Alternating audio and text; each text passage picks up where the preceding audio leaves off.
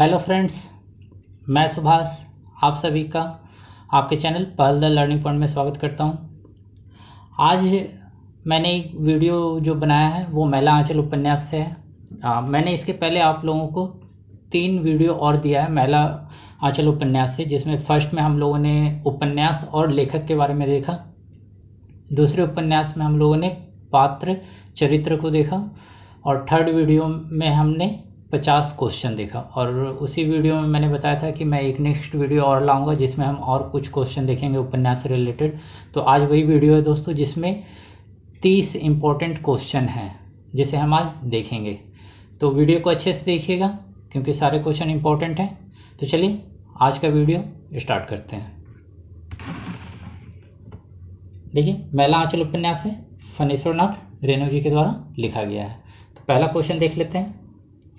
और एक बात बता दें दोस्तों कि आज के वीडियो के लास्ट में मैंने एक क्वेश्चन और लिखा है जिसका आंसर आप लोगों को मेरे चैनल पर कमेंट कर देना है। तो ज़्यादा से ज़्यादा लोग उसका आंसर दीजिएगा। वो क्वेश्चन काफ़ी इंपॉर्टेंट है और आपके एग्ज़ाम के लिए फ़ायदेमंद साबित होंगे। तो आज का पहला क्वेश्चन देखते हैं। उपन्यास के दूसरे खंड का आरंभ किस समाचार से होता है? हम लोगों ने देखा दोस्तों फर्स्ट वीडियो में ही महिला आंचल के मैंने बताया था महिला आंचल उपन्यास 2 खंडों में विभाजित है। ठीक है, तो उसी से रिलेटेड क्वेश्चन है कि उपन्यास के दूसरे खंड का आरंभ किस समाचार से होता है। तो उसका आंसर है भारत की स्वतंत्रता मिलने के समाचार से। चलिए नेक्स्ट क्वेश्चन देखते हैं। भारतीय स्वाधीनता के किस आंदोलन में रेणु जी एक प्रमुख सेनानी की भूमिका निभाई? तो उसका आंसर है भारत छोड़ो आंदोलन। जब ये इंटरमीडिएट कर रहे थे काशी हिंदू विश्वविद्यालय से, उसके बाद ही वह भारत छोड़ो आंदोलन 1942 में शामिल हुए थे। नेक्स्ट क्वेश्चन देखते हैं।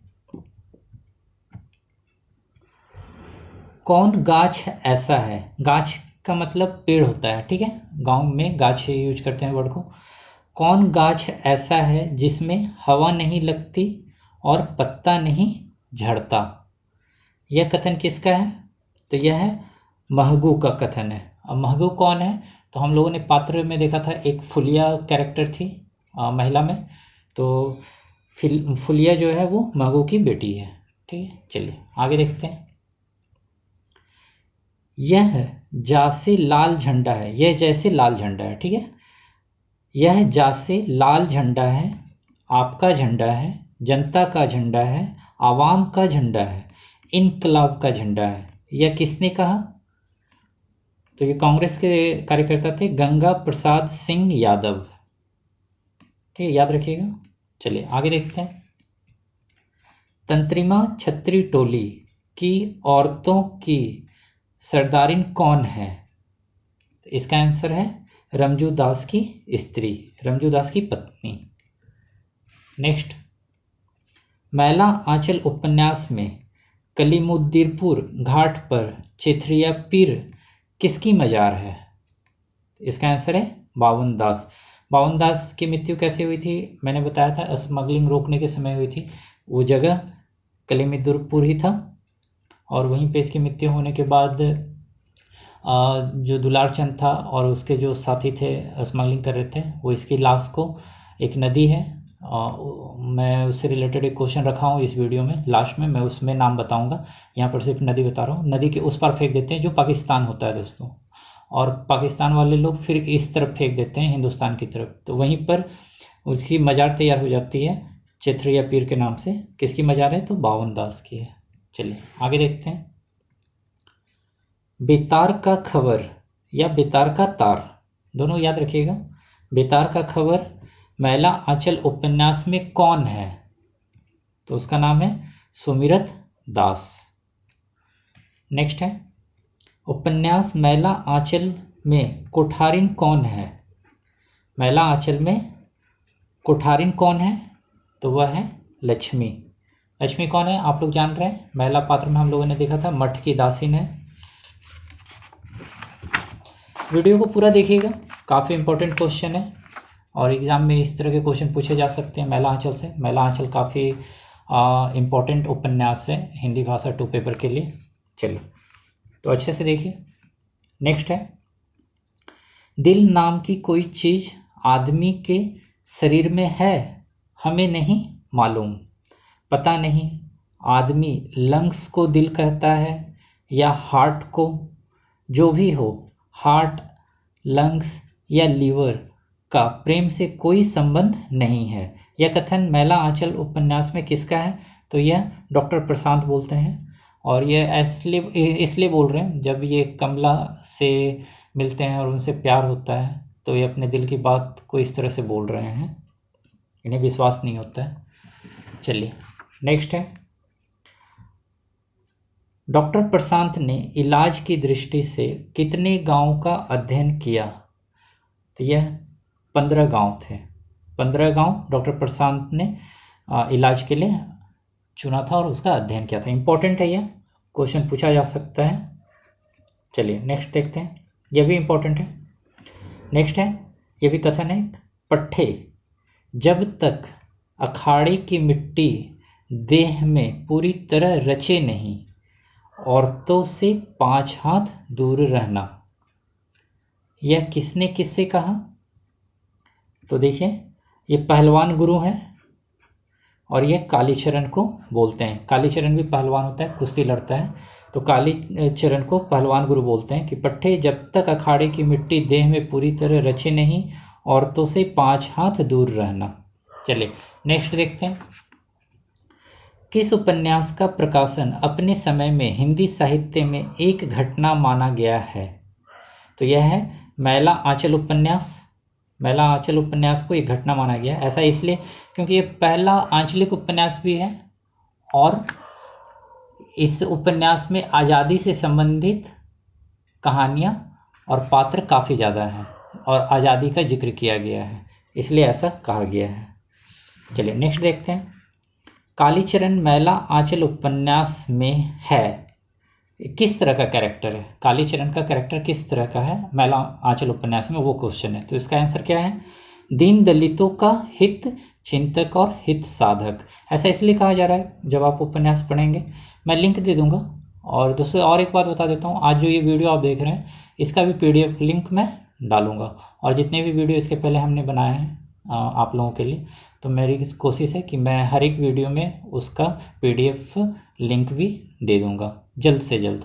तो इस वीडियो का लिंक तो आपको मिल जाएगा कल ही। चलिए तो इसका आंसर देखते हैं, कालीचरण मैला उपन्यास में है, क्या है? इस दीन दलितों का हित चिंतक और हित साधक। ऐसा इसलिए बोला जा रहा है कि मंगला नाम की एक कैरेक्टर है उपन्यास में, वो बीमार पड़ती है तो उसका काफ़ी सेवा करता है। गांव में जब भी कभी किसी की ज़रूरत होती है किसी भी चीज़ के लिए, ये आगे रहता है, खड़ा रहता है। आपने देखा था कि रामदास को मठ का महंत बनाने में भी ये उसका साथ देता है लक्ष्मी के कहने पर। चलिए नेक्स्ट है, ये भी कथन है, साहब मैं बाहरी आदमी नहीं, इसी ज़िले का हूँ। मैं यदि 1 पैसा खा भी लूँगा तो इसी ज़िले में रहेगा। यह कथन किसका है? दोस्तों उपन्यास में ये जो दरोगा है, इसका आंसर दरोगा है। ये दरोगा आता है और तब बोलता है गांव के बीच में जो और भी लोग हैं उनको बोलता है कि मैं इससे पहले जो 5 दरोगा हैं उसी में से एक हूँ। अगर मैं साहब मैं बाहरी आदमी नहीं हूँ, इसी ज़िले का हूँ, यदि मैं 1 पैसा खा भी लूँ, अगर वो पैसा घूस मांग रहा है, खा भी लूँगा तो इसी ज़िले में रहेगा। तो इसका आंसर है दरोगा। क्वेश्चन भी पूछा जा सकता है तो कि उपन्यास में कितने दरोगों का जिक्र किया गया है, तो आपका आंसर 5 होगा। ठीक है, चलिए नेक्स्ट देखते हैं, मैला आंचल उपन्यास का प्रमुख प्रतिपाद्य क्या है?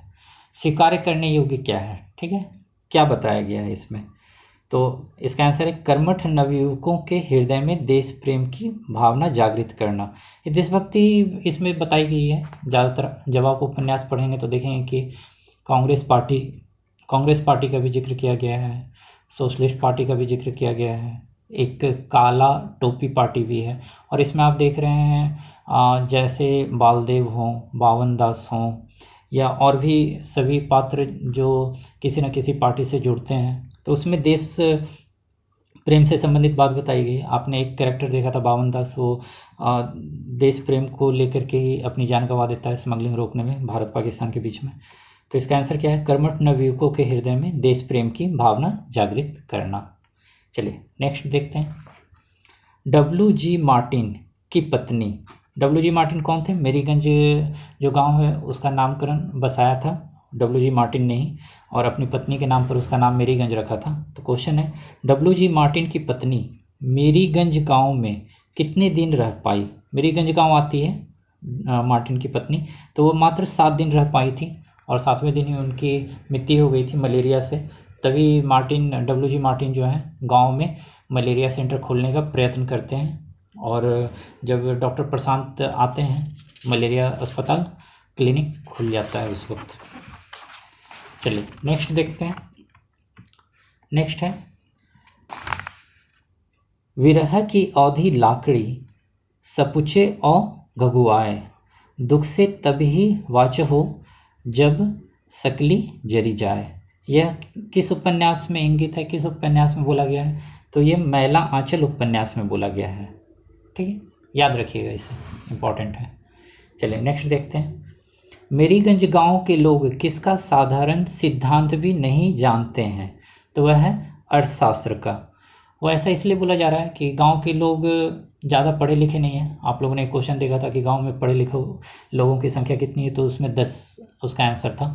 तो इनको उससे फ़र्क नहीं पड़ता है दोस्तों कि क्या महंगा मिल रहा है, किस भाव से मिल रहा है, कौन ज़्यादा पैसा ले रहा है, कम। इनका कहना है कि अगर इधर से पैसा आ रहा है तो उस तरफ तो हम लोग खर्च कर रहे हैं।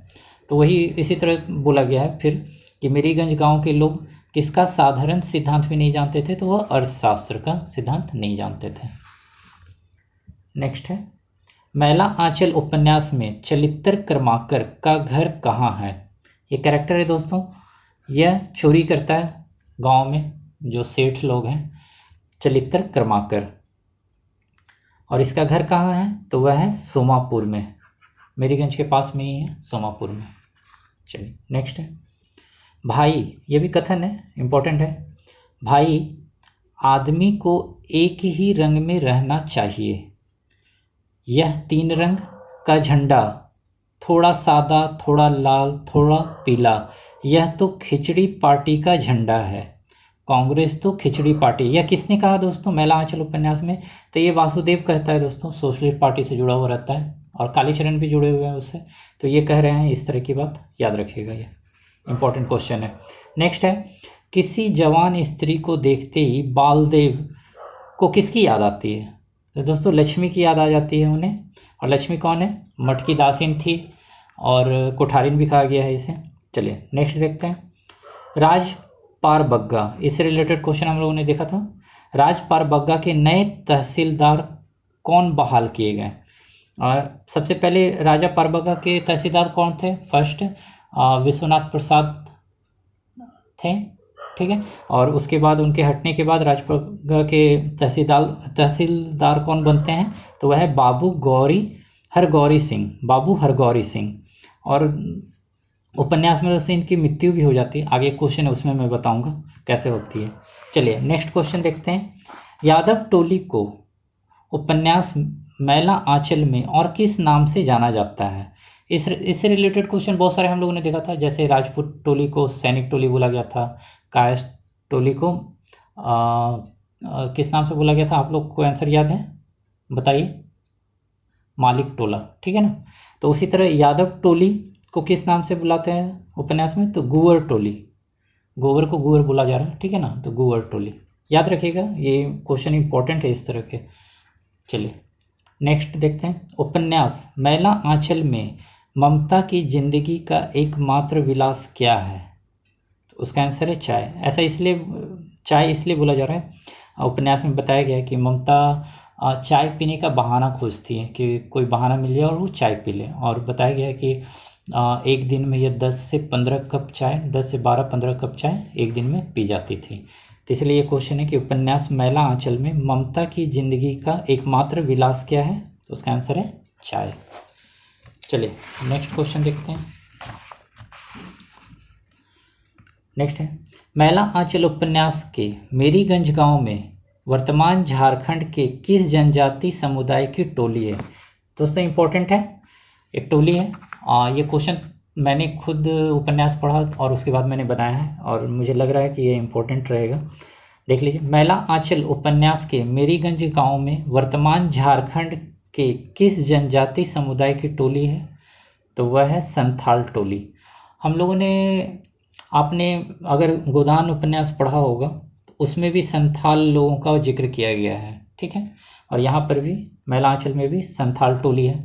और उपन्यास जब आप पढ़ेंगे, सेकंड पार्ट, सेकंड खंड, दूसरा खंड, तो उसमें संथाल टोली और अदर टोली जो है, अन्य टोली है, उन लोगों में लड़ाई होती है ज़मीन की बंदोबस्ती को लेकर, ठीक है। और उसी में दोस्तों जो नए तहसीलदार हुए हरगौरी सिंह, उनकी मृत्यु हो जाती है गोली लगने से। संथाल टोली का ही एक व्यक्ति होता है जो उन्हें गोली मार देता है। तो याद रखिएगा कि वर्तमान झारखंड के किस जनजातीय समुदाय की टोली मैला आंचल उपन्यास में एक है, तो उसका आंसर होगा संथाल टोली। चलिए नेक्स्ट क्वेश्चन देखते हैं। मैला आंचल उपन्यास में सोशलिस्ट पार्टी की पत्रिका है लाल पताका के संपादक कौन है? तो उनका नाम है चिनगारी जी, चिनगारी नाम है। चलिए नेक्स्ट क्वेश्चन देखते हैं। बावन दास ने बालदेव को महात्मा गांधी जी की चिट्ठी वाली थैली किन्हें देने के लिए दी? तो दोस्तों इसका आंसर है कांग्रेस के गांगुली जी को। लेकिन बावन दास ने बालदेव को जो थैली दी थी, बावन दास ने गांगुली जी को नहीं दी दोस्तों। और क्यों नहीं दी? तो बालदेव के मन में थोड़ी ईर्ष्या आ जाती है। उसे लगता है कि अगर वो बावन दास की थैली गांगुली जी को दे देंगे और गांगुली जी अगर इसे दिल्ली में गांधी जी को या जवाहरलाल नेहरू जी को दे देंगे अगर, तो बावन दास को दिल्ली बुला लिया जाएगा, हो सकता है मिनिस्टर भी बना दिया जाए। तो यही सब सोच कर वो बालदेव थैली, गांधी जी की थैली, चिट्ठी वाली थैली गांगुली जी को नहीं देते हैं और उसे अपने पास रखते हैं। और लक्ष्मी को पता चल जाता है, उपन्यास में मैंने पहले बताया था कि एक समय ऐसा आता है कि बालदेव और लक्ष्मी रहने लगती है साथ में। तो लक्ष्मी जी को पता चल जाता है कि उसमें गांधी जी की चिट्ठी है, तो उसे अपने पास रखती है, तकिए के नीचे रखती है, आरती करती है, तो उसे आदर भाव दिखाती है उस चिट्ठी के साथ लक्ष्मी। चलिए नेक्स्ट क्वेश्चन देखते हैं। मैला आंचल उपन्यास में उस नदी का नाम क्या है जो भारत और पाकिस्तान के बीच बताया गया है? मैंने अभी बताया था, एक क्वेश्चन हम लोगों ने देखा था बावन दास में, वहाँ मैंने बताया था कि नदी का नाम बताऊंगा। तो देखिए उस नदी का नाम है नागर नदी। याद रखिएगा, इंपॉर्टेंट क्वेश्चन है ये। मैला आंचल उपन्यास में उस नदी का नाम क्या है जो भारत और पाकिस्तान के बीच बताया गया है? आंसर है नागर नदी। चलिए नेक्स्ट क्वेश्चन देखते हैं। कथन है, कोई रिसर्च कभी असफल नहीं होता है। डॉक्टर, तुमने कम से कम मिट्टी को तो पहचाना है। मिट्टी और मनुष्य से मोहब्बत छोटी बात नहीं। यह किसने किससे कहा? तो यह डॉक्टर ममता ने डॉक्टर प्रशांत से कहा। चलिए आज का लास्ट क्वेश्चन है दोस्तों, देख लीजिए। मन करता है, यह भी कथन है, मन करता है किसी को आंचल पसार कर आशीर्वाद दूं। तुम सफल हो, मन करता है किसी कर्मयोगी के बढ़े हुए चरणों की धूली लेकर कहूं। यह कथन किसका है? तो यह डॉक्टर ममता बोलती हैं। दोस्तों ये उपन्यास जब पढ़ेंगे तो ये लास्ट पार्ट है। यहाँ पर क्या होता है कि डॉक्टर प्रशांत को सोशलिस्ट पार्टी का कार्यकर्ता समझकर दरोगा जी, जो इसके पहले हम लोगों ने दरोगा का एक क्वेश्चन देखा था, वो उन्हें जेल भेज देते हैं। और जब ये जेल से छूट करके आते हैं तो ममता भी उनके साथ आती है, उनको लेकर के मेरीगंज गांव, जहाँ पर कमला और उसके परिवार वाले इंतज़ार करते हैं। तो जब वो आते हैं तो वो सोचते हैं कि अब वो ये काम नहीं करेंगे, छोड़ देंगे। लेकिन ममता के बताने के बाद, उसको समझाने के बाद कि तुमने अच्छा काम किया है, मिट्टी और मनुष्य से मोहब्बत कोई छोटी बात नहीं है, तब वो मान जाते हैं और वो बोलते हैं कि ठीक है मैं यहीं पर रहूँगा, यहाँ इलाज करूँगा, खेती करूँगा, सब करूँगा। तब फिर ममता बोलती है कि मन करता है किसी को आंचल पसार कर आशीर्वाद दूं। तुम सफल हो, मन करता है किसी कर्मयोगी के बढ़े हुए चरणों की धूली लेकर कहूँ। किसने कहा ये? तो डॉक्टर ममता ने।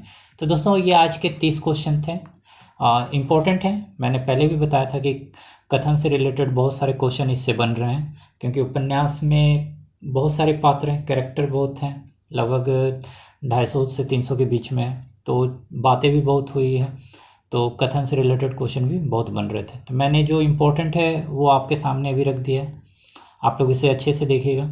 अगर आप लोगों को आज का वीडियो, आज का कंटेंट अगर अच्छा लगा हो दोस्तों, तो एक लाइक ज़रूर से कीजिएगा। और वैसे सदस्य जो मेरा वीडियो आज पहली बार देख रहे हैं, मेरे चैनल पर पहली बार आए हैं, अगर उन्हें भी आज का वीडियो अच्छा लग रहा है तो वो भी आप लाइक कर सकते हैं। अगर आपको सच में पसंद आया तो चैनल को सब्सक्राइब कीजिए, बेल आइकन मिलेगा उसे ऑल पर प्रेस कर दीजिए, ताकि इसके बाद मैं जो भी वीडियो दूंगा उसका लिंक आपको आसानी से मिलेगा। और मेरे द्वारा जो इसके पहले भी वीडियो डाले गए हैं वो आप देख सकते हैं प्लेलिस्ट में या डाउनलोड कर। तो अच्छे से सारे क्वेश्चन को देखिएगा दोस्तों, बहुत ही इम्पोर्टेंट है।